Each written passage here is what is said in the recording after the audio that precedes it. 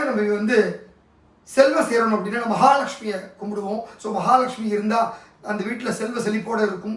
அதே போல் பார்த்தீங்கன்னா நமக்கு நல்ல ஞானம் கிடைக்கணும், குழந்தைகளுக்கு நல்ல படிப்பு வரணும் அப்படின்னா சரஸ்வதி தேவியை கும்பிடுவோம்.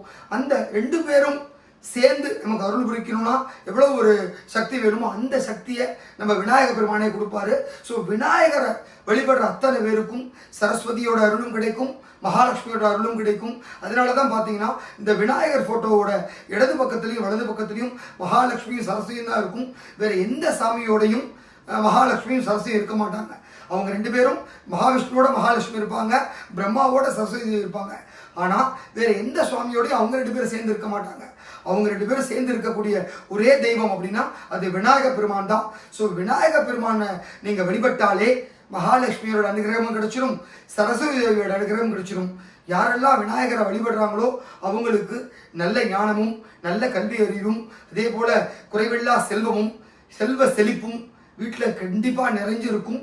இனிமேலாவது எங்கெல்லாம் விநாயகரை பார்க்குறீங்களோ அங்கெல்லாம் ஒரு 3 தோப்புக்காரமோ 5 தோப்புக்காரமோ போட்டு வழிபடுங்க.